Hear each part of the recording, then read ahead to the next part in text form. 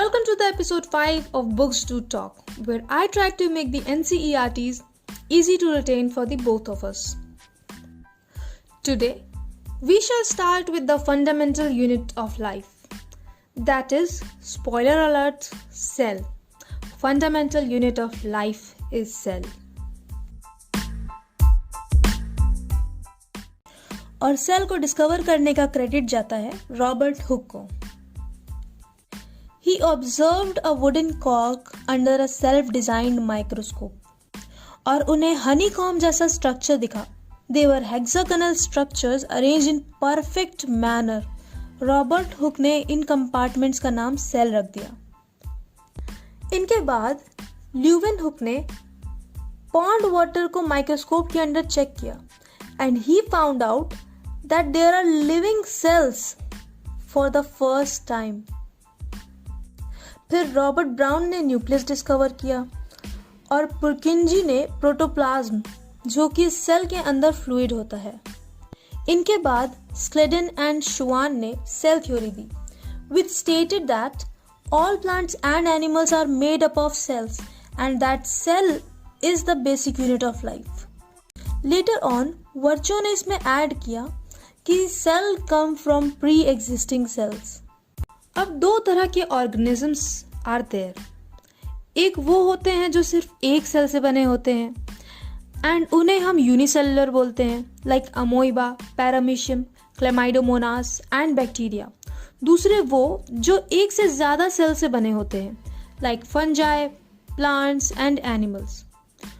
Human body में कई तरह के सेल्स पाए जाते हैं and their shapes and size are related to their specific functions.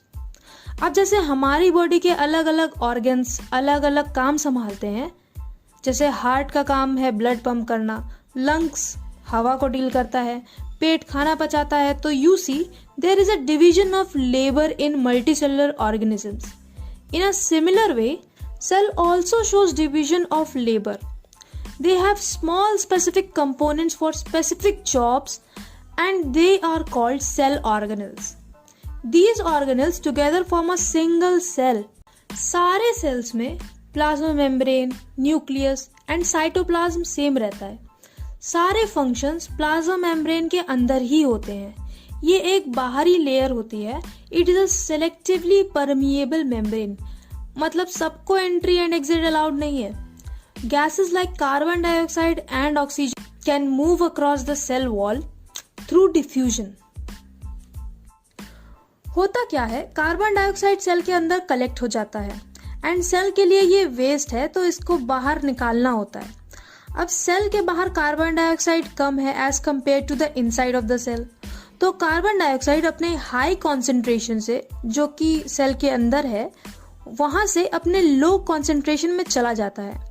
Similarly oxygen cell के बाहर बहुत ज्यादा क्वांटिटी में कलेक्ट हो जाता है. सेल के अंदर concentration of oxygen is less as compare to the outside and hence it moves from its higher concentration, जो कि बाहर है, to its lower concentration and that's how the movement of carbon dioxide and oxygen takes place inside a cell. Water also diffuses in and out of the cell, पर water के diffusion को हम लोग osmosis बोलते हैं. Thus, osmosis is the movement of water molecules from high water concentration to low water concentration through semi-permeable membrane. अब एक चीज बहुत इंपॉर्टेंट है ऑस्मोसिस में जानना. जिस सॉल्यूशन में वाटर कॉन्सेंट्रेशन ज्यादा होगा वो सॉल्यूशन डाइल्यूट होगा, और जिसमें वाटर कॉन्सेंट्रेशन कम होगा वो सॉल्यूशन कॉन्सेंट्रेटेड होगा. अरे देखो, तुमने पानी में चीनी मिलाई तो सॉल्यूशन बना. अब चीनी ज्यादा और पानी कम तो कॉन्सेंट्रेटेड सॉल्यूशन, पर water concentration in this concentrated solution is very less. और अगर चीनी कम एंड वाटर ज्यादा तो इसमें water concentration is very high. तो कहीं कहीं पे ये डेफिनेशन भी मिलेगी कि osmosis is the movement of water molecules from a dilute solution to a concentrated solution through a semi permeable membrane. इसमें भी वाटर ही मूव कर रहा है, बस ये डेफिनेशन सॉल्यूशन के टर्म्स में है.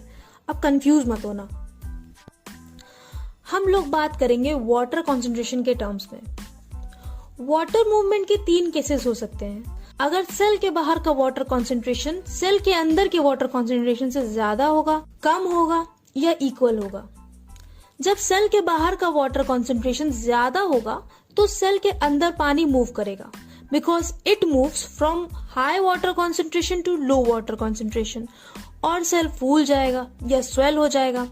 ऐसे सॉल्यूशन को हम हाइपरटोनिक सॉल्यूशन बोलते हैं। और हाइपरटोनिक सॉल्यूशन कैसा होगा? डाइल्यूट सॉल्यूशन होगा।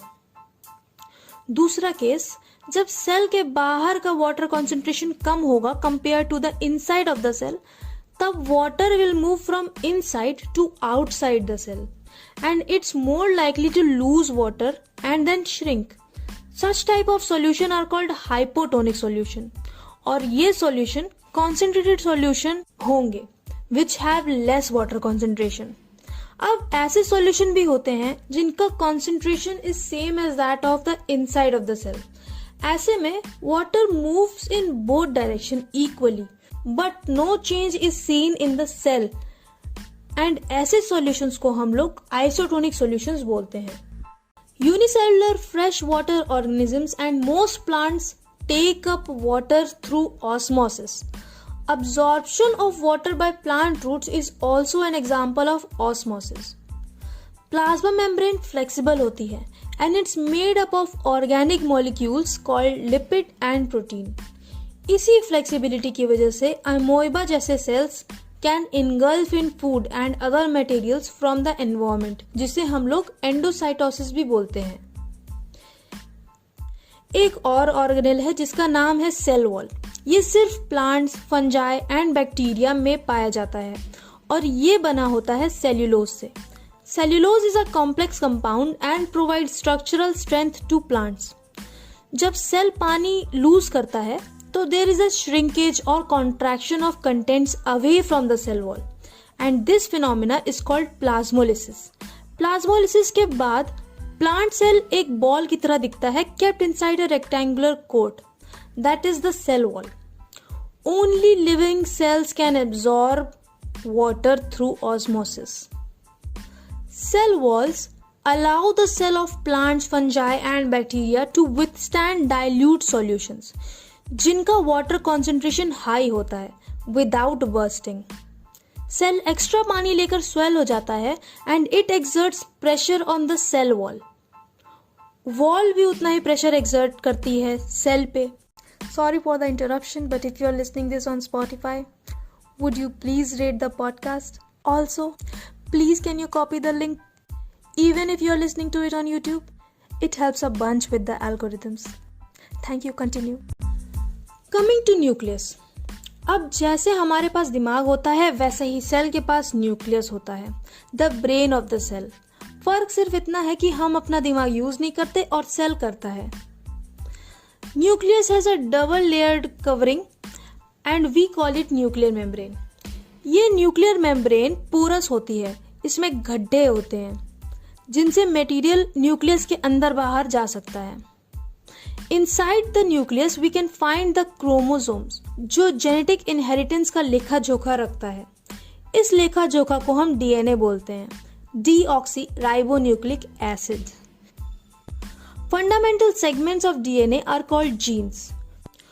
नॉर्मली क्रोमोसोम्स थ्रेड फॉर्म में प्रेजेंट होते हैं जिन्हें हम क्रोमैटिन नेटवर्क बोलते हैं, बट जब सेल डिवीजन का टाइम होने लगता है these chromatin material get organized into chromosomes. Nucleus is very important for cell division. दो सेल्स जिनके न्यूक्लियस में मेम्ब्रेन नहीं होता और उनके न्यूक्लियस अच्छे से डिफाइंड नहीं होते, they are called prokaryotic cells. और जिनके न्यूक्लियस मेम्ब्रेन्स होते हैं उन्हें हम यूकैरियोटिक सेल्स बोलते हैं। प्रोकैरियोट्स में ज्यादा ऑर्गेनेल्स भी नहीं होते, इनका न्यूक्लियस बस न्यूक्लिक एसिड होता है। Let's come to cytoplasm. It is the fluid content of the cell. मतलब सेल के अंदर न्यूक्लियस को छोड़कर जो जगह बची वो एक फ्लूइड से फिल्ड होती है, उसे हम साइटोप्लाज्म बोलते हैं। एक साइटोप्लाज्म में ही सारे सेल ऑर्गेनेल्स प्रेजेंट होते हैं और सेल ऑर्गेनेल्स सिर्फ यूकैरियोट्स में ही पाए जाते हैं, जैसे endoplasmic reticulum, Golgi apparatus, lysosomes, mitochondria, plastids and vacuoles. एक एक करके सब पे आएंगे। पहले endoplasmic reticulum. It is a large network of membrane bound tubes and sheets. ये दो टाइप के होते हैं, rough endoplasmic reticulum and smooth endoplasmic reticulum. Rough endoplasmic reticulum के आउटर सरफेस पे राइबोसोम्स अटैच्ड होते हैं, इसलिए दे अपीयर रफ। राइबोसोम्स प्रोटीन बनाते हैं। The smooth endoplasmic reticulum synthesizes lipids or fat molecules, hormones and enzymes through membrane biogenesis. Endoplasmic reticulum forms a network which helps in transportation of material between cytoplasm and nucleus. It also forms the cytoplasmic framework. Golgi apparatus is a system of many similar type of membrane-bound vesicles arranged almost parallel to each other in stacks called cisterns. मतलब एक Golgi apparatus में कई cisterns होते हैं जो पास पास parallelly arranged होते हैं। Golgi apparatus की खोज कैमिलो गोल्गी ने किया था। जो endoplasmic reticulum hormones and enzymes बनाते हैं, गोल्जी एपरेटस उन एंजाइम्स को सिंगल लेयर में पैक करके साइटोप्लाज्म में छोड़ देते हैं।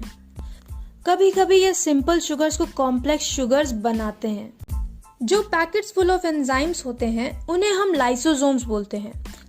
दे डाइजेस्ट एनी फॉरेन मटेरियल जैसे बैक्टीरिया, फूड और तो और old organelles also and up in lysosomes. Lysosomes are single layered organelles and इनमें powerful digestive enzymes होते हैं which is capable of breaking down all organic material. And क्योंकि ये damaged cells को digest कर देते हैं, they are also called suicide bags of the cell. Mitochondria. इसके बारे में सब कुछ भूल सकते हो, पर ये नहीं कि mitochondria is the powerhouse of the cell. क्योंकि mitochondria release energy in the form of ATP, adenosine triphosphate. ATP को ही हम लोग सेल की एनर्जी करेंसी बोलते हैं। Mitochondria has a double layered membrane. Outer membrane में गड्ढे होते हैं तो वो पोरस हुई, और inner membrane is deeply folded for creating a large surface area to generate ATP. Mitochondria अपना डीएनए और राइबोसोम्स लेकर चलता है। देयर आर रूमर्स कि ये न्यूक्लियस के अगेंस्ट बगावत करने वाला है। अब प्लास्टिड्स आर द ऑर्गेनेल्स जिसमें कलर भरा होता है, और ये सिर्फ प्लांट्स में ही पाया जाता है। There are two types of plastids, chromoplastids and leucoplastids. Chromo मतलब कलर। क्रोमोप्लास्टिड्स से पेटल्स में, वेजिटेबल्स में कलर आता है, वहीं leucoplastids are more of storage rooms for storing starch, oil and protein granules. वो प्लास्टिड्स जिनमें क्लोरोफिल होता है उन्हें हम क्लोरोप्लास्टिड्स बोलते हैं। ये मोस्टली लीव्स में होते हैं and helps in photosynthesis. Plastids काफी हद तक माइटोकॉन्ड्रिया जैसा होता है structurally. It has double layered over covering. इसका भी खुद का डीएनए एंड राइबोसोम्स होता है। अब इन सब के बीच में देयर आर वैक्यूल, जो बहुत सीधे होते हैं एंड स्टोरेज में हेल्प करते हैं। प्लांट्स में vacuole are full of cell sap and provide turgidity and rigidity to the cells. These vacuoles are larger in plants but smaller in animals. कुछ यूनिसेलुलर ऑर्गेनिजम्स में वैक्यूल्स एक्सेस वाटर को भी remove करने में help करते हैं। अब एक बार रिवाइज कर लेते हैं। सारे सेल्स में 3 चीजें जरूरी होती हैं, cell membrane, nucleus and cytoplasm. Nucleus is the head of the cell. इसमें क्रोमोसोम्स होते हैं जिनमें डीएनए होते हैं, जिनमें जीन्स होते हैं। Endoplasmic reticulum, nucleus, Golgi bodies, mitochondria, vacuoles, ये सब are present in both plants and animal cells. पर प्लास्टिड्स एंड सेल वॉल्स ये दोनों सिर्फ प्लांट्स में मिलते हैं। माइटोकॉन्ड्रिया एंड प्लास्टिड के पास अपना डीएनए एंड राइबोसोम्स होता है।